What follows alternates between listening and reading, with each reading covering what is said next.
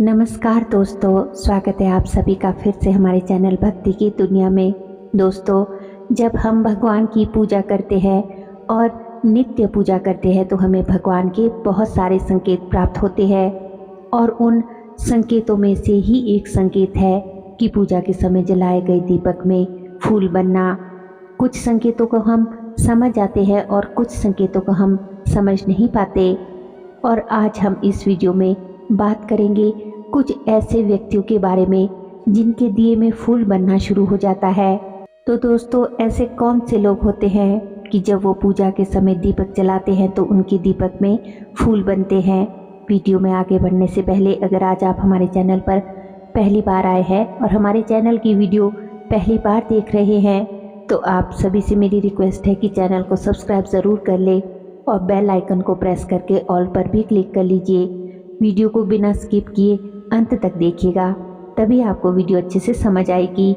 Video पसंद आए तो वीडियो को एक लाइक दे और कमेंट करें और अपने दोस्तों और रिश्तेदारों के साथ भी वीडियो को ज़्यादा से ज़्यादा शेयर करें ताकि अन्य लोग भी इस वीडियो से लाभ उठा सके। तो चलिए वीडियो में देरी ना करते हुए आगे बढ़ते हैं।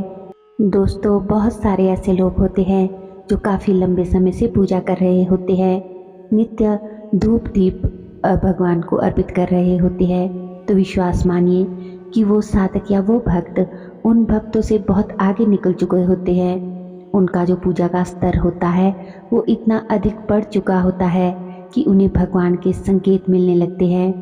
तो दोस्तों, यहाँ आप जान लीजिए कि पहले वो व्यक्ति होते हैं जिनका स्तर बहुत अधिक बढ़ चुका होता है पूजा में। पूजा पाठ करते करते उन्हें काफ़ी समय भी हो गया है और ऐसा नहीं है कि पहले उनकी पूजा स्वीकार नहीं होती थी। पूजा तो उनकी पहले भी ज़रूर स्वीकार होती थी, लेकिन उन्हें संकेत नहीं मिलते थे। देखिए, जब दैवीय शक्तियाँ शुरू में अपना आशीर्वाद देना शुरू करती है तो वह गुप्त रूप से देती है। आप समझ ही नहीं पाएंगे कि उनका आशीर्वाद आपको मिल रहा है। आपके कार्य बनना शुरू हो जाएंगे तो आप भले ही ये सोच सकते हैं कि आपकी जो है वो किस्मत बहुत अच्छी थी, आपकी जो लक था वो बहुत अच्छा था, ये सब चीज़ें थी इसलिए आपको आपके काम बन गए। लेकिन ऐसा नहीं होता है। अगर आप प्रतिदिन पूजा पाठ से जुड़े हुए हैं, भगवान से जुड़े हुए हैं, अपने इष्ट देव से जुड़े हुए हैं तो आपको संकेत भी मिलने लगते हैं और आपके कार्य भी बनने लगते हैं। तो पहले वो व्यक्ति होते हैं जो काफ़ी दिनों से पूजा पाठ कर रहे होते हैं और उनके दीपक में फूल बनने लगता है। अब दूसरे व्यक्ति वे होते हैं जो पूजा पाठ तो पहले से कर रहे थे लेकिन उन्हें कोई संकेत नहीं मिल रहा था। पूजा पाठ करते करते उन्हें काफ़ी समय भी हो गया था और उन्हें पूजा पाठ से लाभ भी मिलता था। ऐसी बात नहीं है कि उन्हें कोई लाभ नहीं मिलता था, लेकिन जब उन्होंने मंत्र जाप शुरू किया, अपने इष्ट देव का मंत्र जाप करना शुरू किया, कोई नित्य जप करना शुरू किया, उन्होंने जैसे भगवान भोलेनाथ का जप या भगवान विष्णु जी का जप हो गया या माँ दुर्गा का, तो व्यक्ति इस तरह से मंत्रों का जप करने लगते हैं तो उनके दीपक में भी फूल बनना शुरू हो जाते हैं। और दूसरे इस तरह के व्यक्ति होते हैं जो नित्य पूजा तो करते हैं लेकिन साथ में मंत्र जप भी करते हैं। तो मंत्र जप करने से क्या होता है कि आपके अंदर जो पंच तत्वों से आपका शरीर बना है वो बैलेंस होने लगता है। उसमें से दोस्तों एक तत्व अग्नि भी होता है। तो अग्नि जो है आपकी पूजा स्वीकार करती है और जब संकेत मिलता है तो आप भी ये समझ सकते हो कि भगवान आपकी पूजा स्वीकार कर रहे हैं। तो ये दूसरे तरह के व्यक्ति हो गए। तीसरे व्यक्ति वो होते हैं जिन्होंने पुराने समय में या पूर्व जन्म में बहुत अधिक साधना की होती है, तपस्या की होती है, जब तप किया होता है। तो सबसे बड़ी बात ये होती है कि अगर आप जप करते हैं, तपस्या करते हैं, तपोबल एकत्रित करते हैं तो वो तपोबल दोस्तों कभी खत्म नहीं होता है, वो कभी नष्ट नहीं होता है।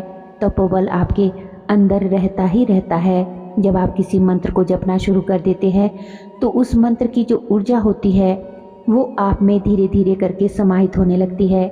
जब मंत्र की ऊर्जा बहुत अधिक मात्रा में समाहित हो जाती है, परिपक्व हो जाती है, पूर्ण हो जाती है, एक तरह से वो पक जाती है, तब वो मंत्र सिद्धि की तरफ मुड़ने लगता है।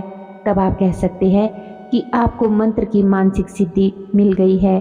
तो ऐसे व्यक्ति जो पूर्व जन्म से भी पूजा पाठ से जुड़े हुए थे, किसी शक्ति के साथ जुड़े हुए थे, मंत्र जप से जुड़े हुए थे या किसी प्रकार की साधना से जुड़े हुए थे, तो उनका तपोबल बढ़ा हुआ रहता है और ऐसे व्यक्तियों के दीपक में भी फूल बनने लगता है। तो सबसे बड़ी बात ये होती है कि जब हमारे दीपक में फूल बनता है या जो नित्य पूजा का जो दीपक आप लगा रहे हैं उसमें फूल बनता है, तो वो अग्नि तत्व को रिप्रेजेंट करता है। तो अग्नि तत्व जो होता है वो कैश फ्लो की डायरेक्शन होती है, मतलब जो कैश फ्लो होता है वो आपका बढ़ने लगता है। तभी आपने देखा भी होगा कि अगर आपके दीपक में फूल बन रहा है तो माँ लक्ष्मी की कृपा होती है आप पर। तो दोस्तों, माँ लक्ष्मी की कृपा का अर्थ यही है कि अगर आप वास्तु में भी ये देखेंगे तो वहाँ पर भी जो अग्नि की दिशा होती है वो कैश फ्लो की होती है, कैश फ्लो की डायरेक्शन होती है। अगर आपके दीपक में फूल बनने लगता है तो कहीं ना कहीं आपकी जो आर्थिक लाभ है और धन से संबंधित जो कार्य है वो उसमें आपको लाभ मिलने लगता है, आपकी आर्थिक स्थिति बहुत अच्छी होने लगती है। इस तरीके से आपके दीपक में फूल बनता है।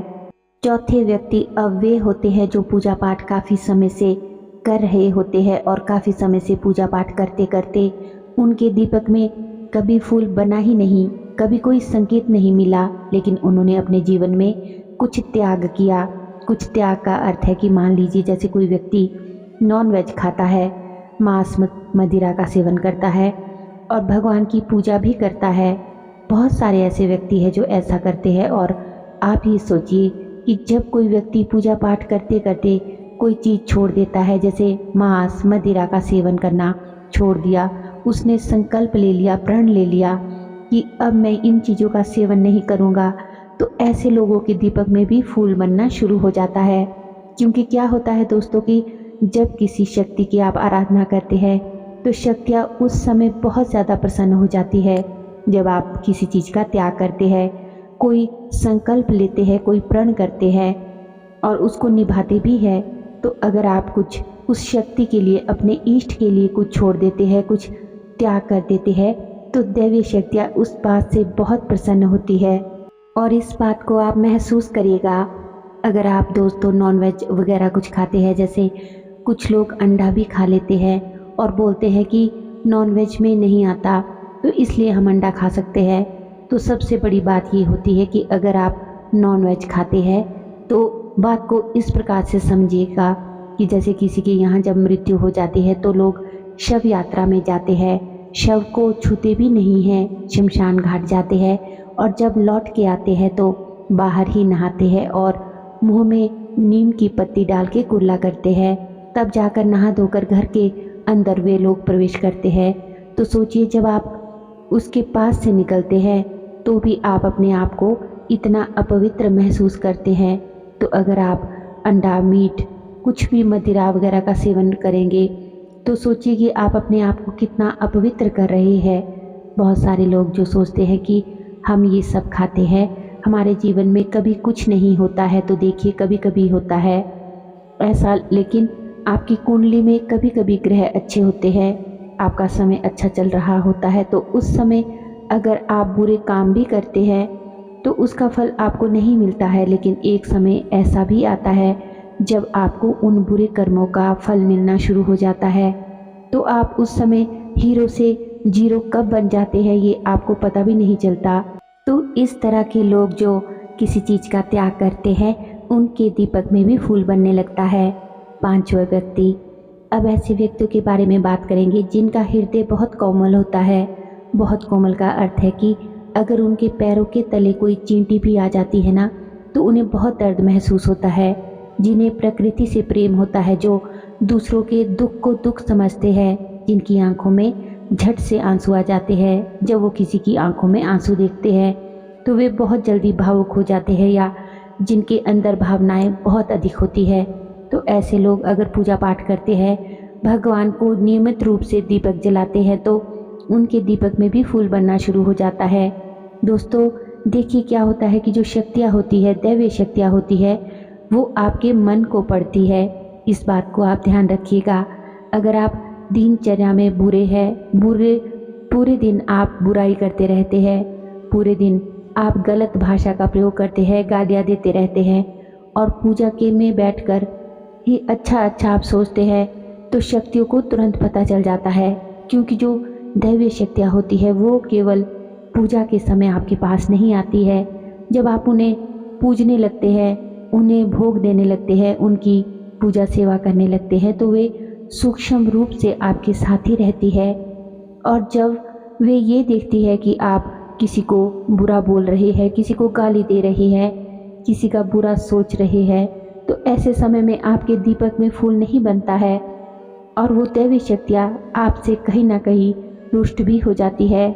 तो इनके रुष्ट होने का एक कारण ये भी होता है, तो जिनका हृदय बहुत पवित्र होता है, जो दूसरे के दुख को दुख समझते हैं और कभी किसी का बुरा नहीं करते, जानबूझकर किसी के साथ चोरी ठगी धोखा नहीं करते हैं, ऐसे लोगों के दीपक में भी फूल बनता है।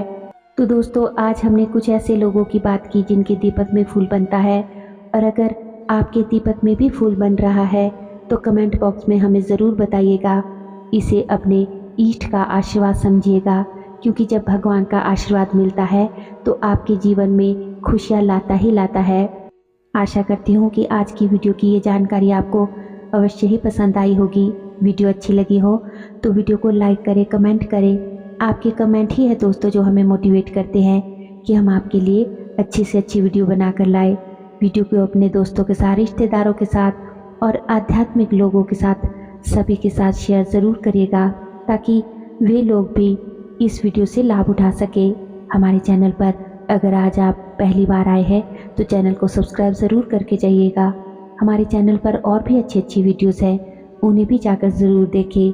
लिंक जो है वो आप डिस्क्रिप्शन बॉक्स में चेक कर सकते हैं। तो चलिए मिलते हैं एक और नई वीडियो में नई जानकारी के साथ। तब तक के लिए आप सभी अपना ख्याल रखिए, खुश रहिए और अपनी पूजा साधना करते रहिए। धन्यवाद। जय श्री कृष्णा।